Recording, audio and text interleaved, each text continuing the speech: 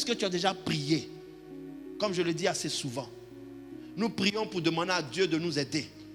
Quand ça ne va pas sentimentalement, quand ça ne va pas professionnellement, on va jeûner, on va prier, on va, je dirais, s'humilier, on va, je dirais, participer à toutes sortes de programmes de prière.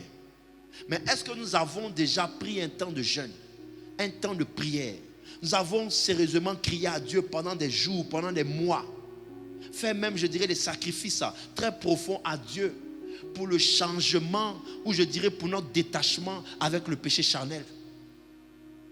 Le péché que nous affectionnons tant. Est-ce que nous l'avons déjà présenté à Dieu? Est-ce que tu as déjà dit à Dieu, Seigneur, ce côté de ma vie là, je te le présente. Oh Seigneur, il faut le retirer de moi parce que j'ai du mal moi-même. C'est plus fort que moi. Je veux, mais c'est un désir, c'est une passion. Est-ce que nous prions ainsi? Parce que, je dirais, l'essence même de la prière, l'étymologie, la fondation même de la prière, c'est s'adresser à Dieu pour qu'il apporte une correction dans notre vie. Alléluia. Donc quand je prie, c'est pour que Dieu me transforme. Et plus je suis transformé, et plus je deviens le vase qu'il souhaite que je sois, pour qu'il puisse m'utiliser comme il souhaite m'utiliser. Et soyez-en sûrs que si Dieu vous utilise, sa gloire va vous accompagner. Si Dieu vous utilise comme il souhaite vous utiliser, les portes vont s'ouvrir dans vos vies. Vous n'allez manquer de rien. Vous serez dans l'abondance parce que Dieu va répandre sa gloire sur votre vie. Alléluia. Partout où le Seigneur entre, où le Seigneur passe, bien-aimé, il souhaite, vous voyez, que son nom soit glorifié et élevé. Donc aucune personne ne peut dire, j'ai laissé la porte de ma vie grandement ouverte à notre Seigneur Jésus-Christ et ma vie est misérable. Non, bien-aimé, tu peux connaître un temps d'épreuve et de difficultés, mais la finalité pour quelqu'un qui s'adonne totalement à la parole de Dieu, c'est la gloire et la bénédiction dans le nom de Jésus-Christ de Nazareth. Alléluia. La chair a des désirs qui sont contraires, nous dit, au royaume de Dieu. La chair ne te dira jamais de prier. La chair ne te dira jamais de jeûner. La chair ne te dira jamais de te priver, je dirais, de certaines choses pour honorer le Seigneur. La chair ne te dira jamais de t'appliquer ou de t'imposer cette discipline, d'être là tous les dimanches dans la présence de Dieu.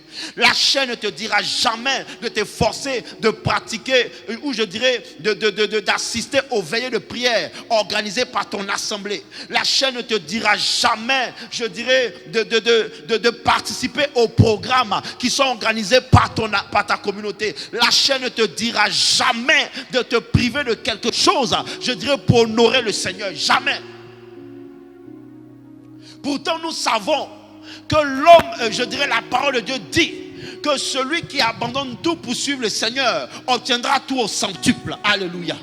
Nous connaissons la parole de l'Éternel qui nous recommande, vous voyez, je dirais, de le servir entièrement. Tu m'aimeras de tout ton cœur, de toutes tes forces, de toutes tes pensées, de toute ton âme. Nous savons ce que le royaume de Dieu attend de nous. Mais ta chair ne peut pas te permettre en tant que tel de servir Dieu comme Dieu veut que tu serves. Mais si tu ne la présentes pas à Dieu, si tu ne la soumets pas à l'Esprit de Dieu, si tu n'apprends pas à la crucifier, alléluia. Crucifier, bien aimé, c'est-à-dire c'est enfoncer des clous dans ta chair. Tu dois faire en sorte que ta chair se taise, alléluia. Que ta chair soit réduite au silence. Quand tu as envie de prier, bien aimé, que tu ne sentes plus, je dirais, cet obstacle, cette résistance qui fait que tu préfères vaquer à d'autres occupations que te plonger dans la prière. Même pour crucifier ta chair, ce sont les efforts que tu dois faire. Si tu ne fais pas le premier pas, tu ne seras pas en train de crucifier ta chair. Alléluia. Vous êtes d'accord avec moi? Je vous prends un exemple et je passe à l'étape suivante. Imaginez-vous quelqu'un qui vous a blessé et la personne vient vous demander pardon. Amen. Le pardon, c'est la conversion. D'accord? Elle a conscience qu'elle agit mal. Maintenant, elle vous demande pardon. Et les actes ne suivent pas. Ça veut dire quoi? C'est pas sincère. Donnez-moi les mots. Hein? J'ai entendu hypocrite même. Allez-y, ça va sortir au fur et à mesure. Donnez les mots. Aïe. Ou bien vous ne voulez pas vous insulter, quoi, c'est ça? Mais dites les mots. Ah bon, on allait dans foutaise. Allez-y. Mauvais fond. Mauvais fond. Hein? J'ai pas compris. Mauvaise foi. J'ai entendu un autre mot qui a dit quoi? Hein? Sournois. Alléluia. Voici ce qu'on pense d'une personne qui vous demande pardon, mais l'attitude, vous voyez, ne change pas. Vous, être humain que vous êtes, vous avez dit la personne est hypocrite. La personne a les foutaises. La personne est sournoise. La personne est un mauvais fond. La personne était de mauvaise foi. La personne en a dit quoi d'autre encore même? Elle est fourbe. Hein? Elle est fausse également. On va qualifier cette personne de tous les mots. Alléluia. Parce que la personne n'a pas changé d'attitude. Donc quand quelqu'un vous demande pardon, vous être humain, vous attendez quoi en réalité? Répondez-moi, répondez-moi. Vous attendez quoi? Un changement. D'accord? C'est l'attitude de la personne qui va vous montrer qu'en réalité, il y a un processus, vous voyez, de repentance ou de vouloir réparer son erreur. Alléluia. Parce qu'elle a conscience que dans votre relation, qui sont les règles de votre relation, elle a fauté. Est-ce que vous comprenez?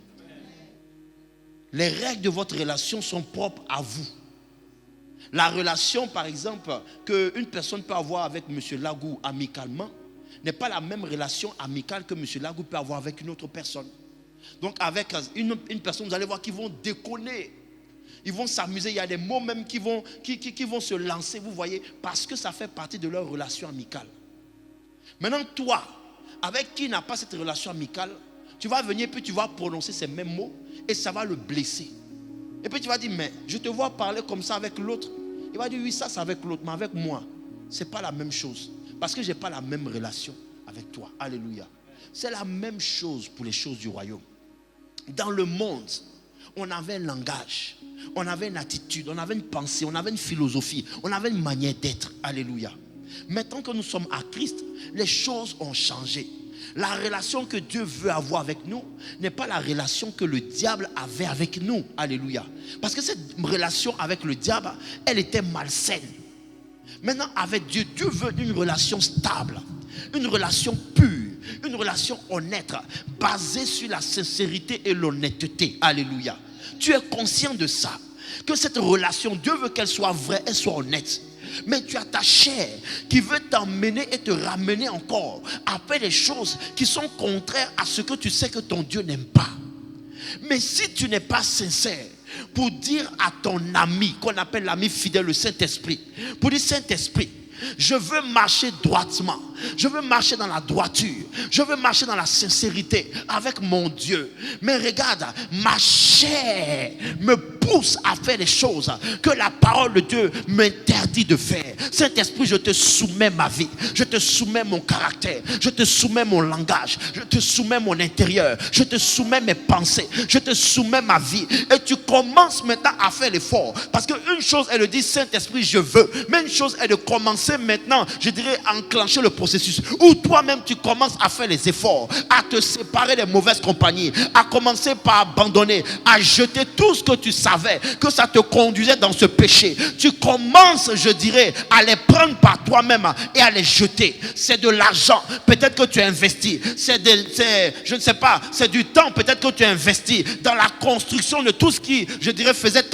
ton plaisir et ton désir, mais qui était contraire à Dieu. Mais tu prends ces choses et tu les jettes, tu t'en sépares, ça va te faire mal, ça va te déchirer. Mais là on sera en train de dire que tu es en train de crucifier ta chair.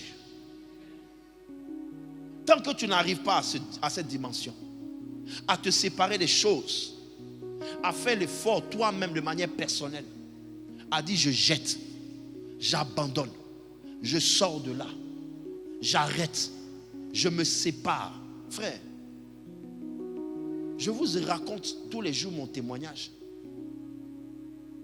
Si tu n'apprends pas à te séparer des amis qui te conduisent dans ces choses-là, tu ne seras pas en train de crucifier ta chair. Or là, il est question de vie éternelle.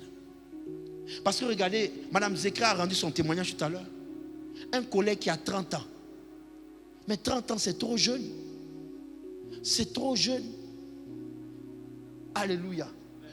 Si la vie aujourd'hui s'arrête, si Dieu décide qu'aujourd'hui, c'est le moment où lui vient te prendre, où passeras-tu ton éternité? Voilà où ta chair te combat. Voilà où ta chair, je dirais, est en train de t'éloigner de ton éternité. Alors je peux faire un peu encore, et après demain. Et imaginez-vous dans ça là, tu tombes et tu pars de ce monde. Où iras-tu? Avec des regrets. Avec, je dirais, des si je savais, j'aurais pu faire. Mais Dieu t'a laissé assez de temps. Et nous donne encore le temps. Regardez la bonté, l'amour de ce Seigneur Jésus-Christ, sa miséricorde. Malgré que nous tombons, nous rechutons. Même hier, nous chutons et nous rechutons. Quand nous venons, Dieu, je dirais, ne vient pas nous accuser, nous frapper. Mais il vient avec un esprit d'amour pour dire, c'est pas grave, je veux t'aider à te relever. Mais est-ce que tu acceptes de prendre la main tendue de l'Éternel? Est-ce que tu acceptes de la saisir? Est-ce que tu acceptes de l'attraper? Est-ce que tu acceptes de dire, Saint-Esprit, je te soumets cette partie de ma vie? La chair, elle est corruptible. Oui, ne te fie jamais à ta chair. Non. Pour dire non, moi je peux. C'est pour ça la Bible dit, il faut fuir le péché. Le péché, on fuit le péché. On ne résiste pas pour dire non. C'est lui l'enfant guerrier. Hein? Il gonfle sa poitrine. Non, face au péché, on ne joue pas l'enfant guerrier. Tu sais que tu as une faiblesse avec, je dirais, le genre, comment on appelle ça même? Le genre opposé.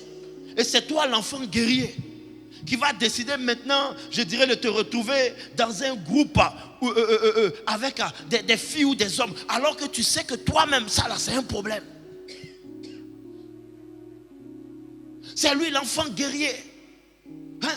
Il veut continuer à suivre le Seigneur. Il est en train de batailler lui-même pour arrêter, je dirais, l'alcool. Et puis il va aller s'asseoir pour dire non, moi je suis aujourd'hui là. Non. Et puis il va s'asseoir quelque part où on est en train de boire. Il y a une ambiance qui va te rappeler ton passé. Hein? Avec les musiques qui vont avec. Hein? Avec l'ambiance qui va avec. Tu vas dire, oh bon, aujourd'hui c'est pas grave. La chair. Alléluia. Tu dois, je dirais, te séparer de ces choses. Être chrétien ne veut pas dire vivre dans un monastère, non. Être chrétien ne veut pas dire vivre en 4 murs que tu n'as pas le droit de t'amuser, non, bien-aimé. Il y a des distractions qui honorent Dieu. Il y a des choses qu'on peut faire pour se divertir. Il y a des passions qu'on peut avoir, mais je dirais qui sont saines, vous voyez, et qui respectent la parole de Dieu. Tu peux faire des choses, bien-aimé. Rien ne t'empêche d'aller au cinéma. Rien ne t'empêche d'aller au restaurant. Rien ne t'empêche, je dirais, de sortir un soir entre amis. Mais tu dois te fixer, t'imposer des règles. C'est quand il n'y a pas de règles que ta chair maintenant va prendre le contrôle. Parce que bien aimé, la nature aurait du vide. Oui, la nature aurait du vide. Là où tu n'imposes pas la loi de Dieu, la loi du monde va venir s'imposer à toi. Si tu ne te fixes pas les directives pour dire, bon, je sais que demain, j'ai culte, donc je dois dormir tôt, je dois me ménager, je dois préparer mon culte. Mais le dimanche matin va arriver et tu vas t'étonner de te réveiller en retard et de ne pas venir à l'église. Parce que tu ne t'es pas fixé des règles. Mais pourtant, pour le travail, notre vie quotidienne, le pain quotidien, hein, pour le salaire de la fin du mois. Frère, même si tu te couches à 3 heures du matin, que tu dois commencer à 7 heures, de vous à moi, tu es sûr que ton réveil là, tu ne vas pas l'entendre. Oh, répondez-moi, tu es sûr que ton réveil là, tu ne vas pas l'entendre. Tu vas l'entendre. Ton âme même va l'entendre. Je ne dis même pas ton esprit, hein. Ton âme va entendre ton réveil. Une fois comme ça, ok. 2 fois, 3e fois, tu es sûr que toi, ton réveil là va pas sonner. Ton âme va l'entendre. Parce que quand toi-même tu vas te réveiller, puis tu vas sentir dans ton esprit, tu vas avoir le regard de ton patron, de ton supérieur là. Non, tu vas t'imposer. Tu vas te discipliner. À te dire non, peut-être une fois, ça peut arriver 2 fois. Mais je vais m'appliquer. Donc tu vas te dire, j'assume, si à 3 heures du matin, j'étais encore réveillé, mais en tout cas à 6 heures, il faut que je sois debout pour aller prendre le train à 7 heures, pour être au travail à 8 heures. Tu vas t'imposer cette règle-là. Mais la chair, vous voyez, va t'imposer ça. Mais pour les choses de Dieu, il est quelle heure? Dimanche. Le réveil sonne. Est-ce qu'on a mis un réveil même pour le dimanche? Question. Hein? Est-ce qu'on a mis un réveil? Est-ce qu'on s'impose cette discipline-là de se dire non, coûte que coûte, à telle heure, il faut que je sois réveillé, il faut que je sois en train de m'apprêter, il faut qu'à telle heure, je sois sorti de la maison parce que je ne dois pas arriver en retard. Pour le culte, est-ce qu'on s'impose ça? Parce qu'en réalité, on ne voit pas la priorité. Donc on ne met pas le réveil. Et même quand on met le réveil, parce que dans notre esprit, on n'a pas assimilé l'importance de la présence de Dieu. Donc le réveil peut sonner et puis on ne l'entend pas. Pourtant pour le travail là, ton âme entend ton réveil. Je ne dis pas ton esprit, je dis ton âme. Hein? Même pour les choses de Dieu, c'est en freestyle. Vous voyez, c'est en roue libre. Il n'y a pas de discipline. C'est je viens quand je viens. Je suis là quand je suis là. Alléluia. On ne s'impose pas. Et crucifier sa chair, c'est se discipliner en réalité. Quand la Bible dit que celui qui veut marcher par l'esprit a crucifié sa chair, ça veut dire que c'est quelqu'un qui se discipline.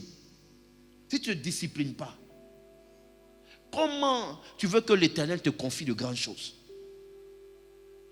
Nous étions ici vendredi, les ouvriers, n'est-ce pas? Nous étions là. On a prié de 23 heures. Bon, il y a d'autres même qui sont arrivés après. Mais sinon, la prière avait commencé à 23 heures. On a fini à quelle heure? À 4 heures.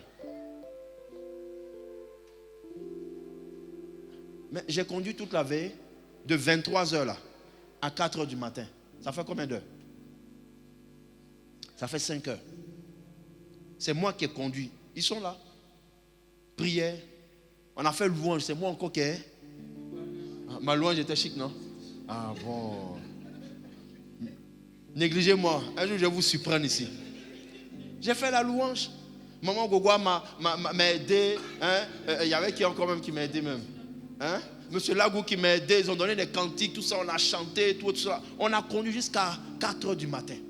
On est sorti d'ici. On était bénis. Alléluia. Mais c'est une discipline. Pour pouvoir conduire une prière de 5 heures de temps, si tu n'as pas appris à te discipliner, tu ne peux pas le faire. C'est pas tu viens puis c'est en freestyle. Bon allez, je commence. Non. Il faut avoir une ligne directive. Il faut apprendre à tenir cette ligne directive. Si tu n'as jamais appris à gérer 1 euro, comment tu vas savoir gérer 2 euros?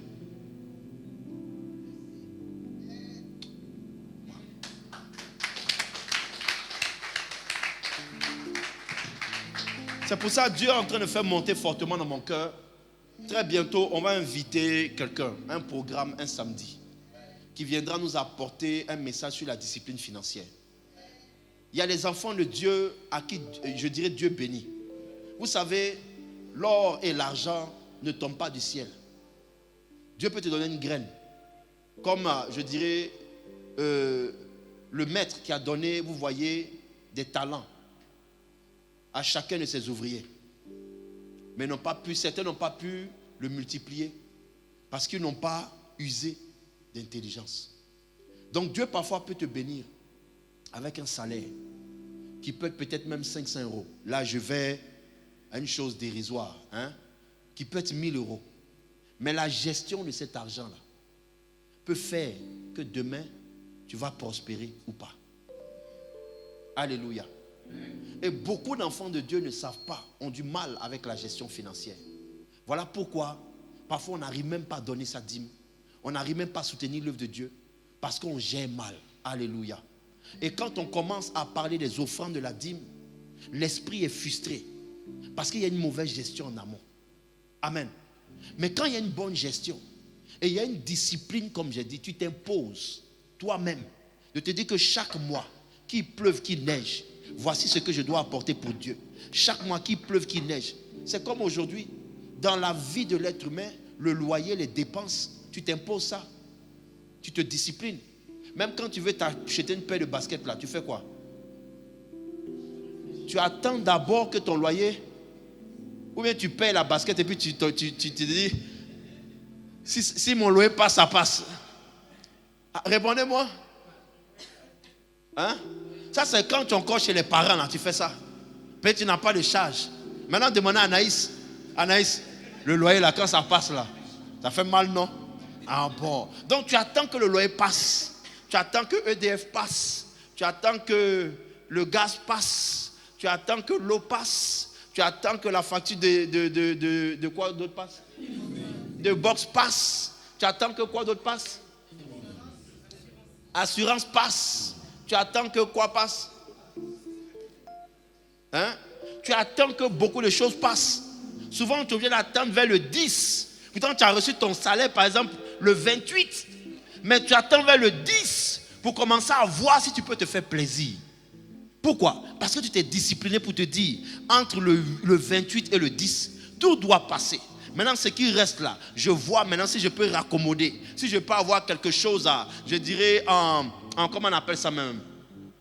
En rabais. Si je peux avoir quelque chose d'occasion, mais qui va répondre quand même à mes standards pour pouvoir me faire plaisir. Alléluia. Ou bien toi, dès que le 28 arrive là, automatiquement en même temps tu es... Pourquoi? Parce que tu te disciplines. Il en a de même pour la parole de Dieu. Disciplinons-nous. Alléluia. Amen. Alors je termine rapidement par quelque chose qui est important. Romains chapitre 8 verset 13 nous dit, si vous vivez selon la chair, vous mourrez. Mais si vous vivez par l'esprit, vous faites mourir les actions du corps. Alléluia. Le troisième degré, et je vais terminer par là, c'est là où le péché est une dette. Quelqu'un peut dire une dette. C'est ce qu'on appelle, la Bible appelle l'iniquité. Quelqu'un peut dire l'iniquité. Quand vous voyez dans la Bible où c'est marqué l'iniquité, comprenez qu'on est en train de parler du péché en l'état d'une dette. Alléluia. Quelqu'un va me demander, mais comment le péché peut être une dette? Je vais t'expliquer. Charis, prends rapidement Job chapitre 15 verset 28. Et si quelqu'un peut trouver le psaume 106 verset 6, on va faire rapidement. Amen. Amen. Ton iniquité dirige ta bouche et tu prends le langage des hommes rusés. Ton iniquité dirige ta bouche. Alléluia. L'iniquité, j'ai dit, c'est le péché qui est considéré comme une dette. Ici, comprenez que c'est l'âme. C'est ton sang. Ce n'est pas ton esprit. Ce n'est pas ta chair. C'est ton sang qui a hérité d'une mauvaise habitude. Alléluia. Et Job dit, ton iniquité dirige ta bouche. Ça veut dire quoi? À ce niveau, le péché, vous voyez, je dirais, te contrôle. Tu ne décides pas. Mais c'est le péché qui te domine. C'est le péché qui te contrôle.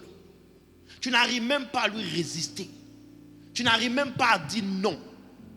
Tu n'as même pas de volonté. Parce que c'est un héritage. C'est une dette. Alléluia. Tu ne contrôles, je dirais, tu n'as pas le contrôle. C'est comme si une force à l'intérieur de toi t'impose de fauter. Tu sais que c'est mal. Parfois même tu n'as pas envie. Mais tu te retrouves à faire. Parce que c'est un héritage. L'iniquité. Ça se trouve dans ton sang. Or, le sang, c'est quoi? C'est la vie. Et le sang alimente ton corps. Alléluia. L'iniquité, c'est la dimension du péché où, vous voyez, Paul dit, j'ai du mal à faire ce que Dieu me demande de faire, mais je me retrouve à faire des choses que je ne veux pas faire. Alléluia. L'iniquité, c'est l'héritage que tu as reçu de tes ascendants, enregistré dans tes gènes, dans ton ADN. Et parfois, vous allez voir que dans une famille où le père a été polygame, le fils, voyant cette attitude, peut refouler la polygamie de son père. Se dire que moi, demain, je marierai qu'une seule femme. Mais demain, vous allez voir que des forces à l'intérieur de lui vont emmener cet homme qui a résolu, qui avait dit que je ne suivrai pas la vie de mon père, en train de marcher, je dirais, dans les traces de son père. Pas en vivant la polygamie, mais en vivant, par exemple, dans l'adultère. André, vous n'êtes pas en train de me comprendre. Il ne vit pas dans la polygamie pour dire j'accepte de prendre 2 femmes. Mais il lutte avec ce péché à l'intérieur de lui. Où il commence à marcher maintenant, je dirais, dans l'adultère. Alléluia. Il lutte avec ça à l'intérieur de lui. Où il commence maintenant, je dirais, à vivre dans l'impudicité. Alléluia. Ça, c'est l'iniquité. Le péché qui te domine. Ce péché qui fait que parfois, tu prends la résolution de dire, bon, j'arrête pendant 2 mois. J'arrête, je m'engage. Et vous allez voir que l'iniquité, là, parfois se manifeste quand tu arrives dans une saison de ta vie. Quand tu commences à vouloir te consacrer à l'Éternel, c'est là où l'iniquité maintenant va apparaître dans ta vie. Pour venir faire quoi? Parce que là, l'objectif de l'iniquité, c'est de ruiner tes efforts et de détruire ta foi. De détruire ta relation avec Dieu. De te ramener à zéro. De faire en sorte que tu aies le sentiment et que tu réalises que malgré tes efforts de plaire à Dieu, tu n'y arrives pas. Pourquoi? Parce que tu n'as pas traité ce qu'on appelle l'iniquité. Le psaume 106 nous dit quoi? Verset 6. Nous avons péché comme nos pères. Nous avons péché comme nos pères. C'est ça l'iniquité. Comme nos pères. Nous avons, c'est-à-dire je reproduis quelque chose qui est à l'intérieur de moi. Tout comme la malédiction. Vous voyez, tout comme la malédiction, l'iniquité est une forme de malédiction également. Parce que c'est un héritage. C'est en toi. Comme tes parents, comme tes aïeux, comme tes ancêtres. Tu te retrouves à pratiquer. Tu te retrouves à faire des choses. Tu te retrouves, je dirais, à te voir soumettre à des forces qui sont à l'intérieur de toi. Tu luttes avec ça. Tu prends l'engagement. Pendant 6 mois, tu arrives à abandonner l'alcool. Mais le 7e mois, c'est là que tu vas trouver un ami d'enfance qui va apparaître de nulle part. Oh! Et puis c'est fini. C'est-à-dire toute ta consécration de 6 mois là, en l'espace d'une seule rencontre.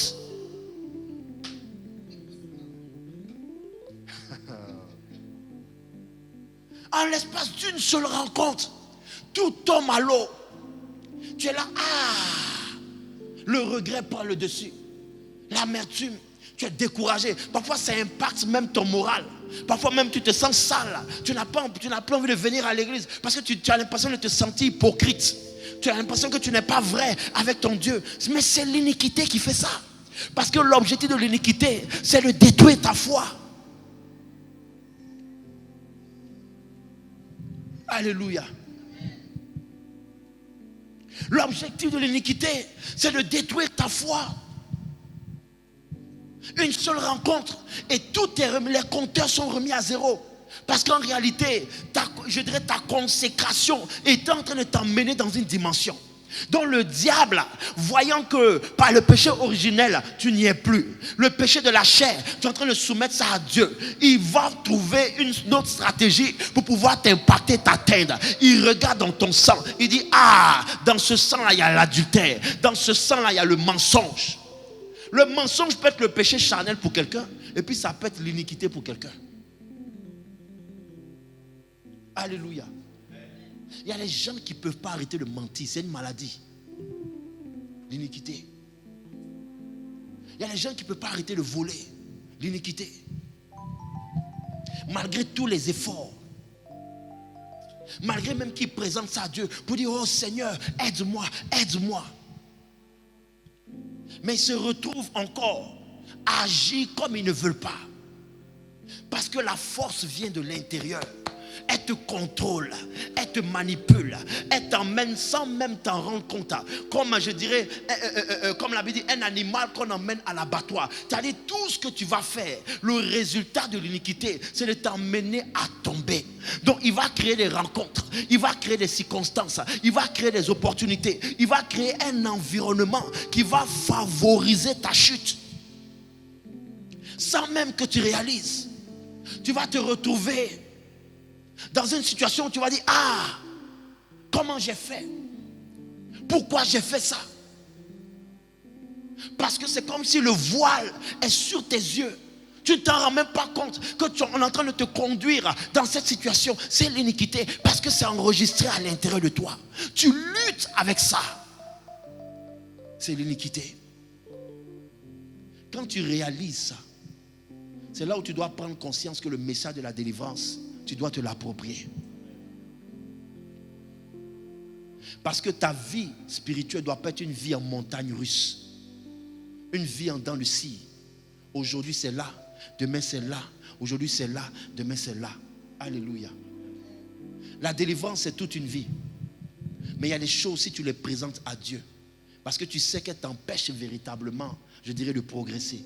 C'est un frein, c'est un blocage. Parfois tu sens même qu'il y a des combats spirituels, il y a des autels, il y a des esprits derrière ce péché-là. Tu dois aspirer à la délivrance.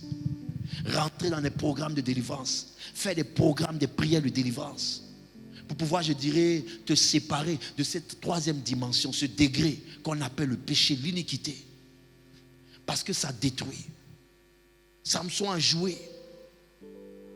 Mais regardez, avec toute l'onction qu'il avait sur sa vie, regardez comment il a fini. C'est l'iniquité qui a entaché la royauté de David. Lui que Dieu appelait l'homme selon mon cœur. David s'est abstenu de péché. David, même en son temps, avait la possibilité de prendre toutes les femmes qu'il voulait. Ce n'était pas interdit. Lui-même, il en avait déjà 3. Il avait plusieurs concubines. À cette époque-là, Dieu, on appelle ça la volonté permissive de Dieu. Alléluia. C'est une autre forme de dispensation. Donc Dieu permettait ça. Mais regardez, mais parce que dans les gènes de David, David est de quelle tribu? Hein?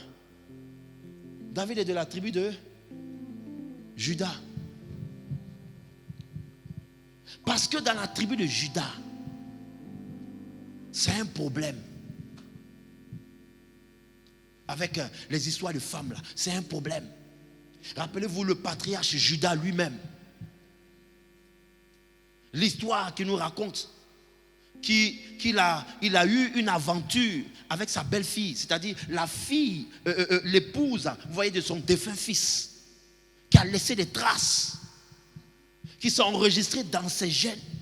Donc David arrive au trône, où Dieu veut le lever, le montrer, parce qu'il a persévéré dans la droiture. Il a montré à Dieu, malgré qu'il était combattu par Saül, Dieu l'a élevé. Regardez comment le diable va venir maintenant entacher sa royauté. David arrive au trône. Quelle femme il n'a pas vue pour voir Bathsheba. Ah, Bathsheba aussi, sa beauté était comment? Je veux comprendre. Ce n'était pas un problème pour David d'avoir toutes les femmes. Mais la Bible dit, il a vu Bathsheba, la femme de son soldat, parce que c'est dans ses gènes. Il faut qu'il commette l'adultère. Il faut qu'il commette le meurtre. Quand c'est dans tes gènes, tu vas combattre avec ça. C'est là où on va se retrouver à se relever, à tomber, à se relever, à tomber, à se relever, à tomber. À force de tomber, relever, tomber, relever, tomber, relever, bien aimé, à un moment tu vas finir par t'asseoir. Parce que tu auras l'impression que le Dieu que tu pries est faible. Ce n'est pas qu'il est faible, mais c'est que tu n'as pas compris face à quelle, je dirais, situation, je dirais dans quelle situation tu te trouvais. L'iniquité. Dis avec moi, Seigneur Jésus-Christ, aujourd'hui, je veux mettre fin dans ma vie à deux principes. à deux principes. Le principe du péché charnel. On va se tenir debout, on va prier quelques instants. Est-ce que le message t'a fait du bien? Est-ce que tu peux acclamer le Seigneur?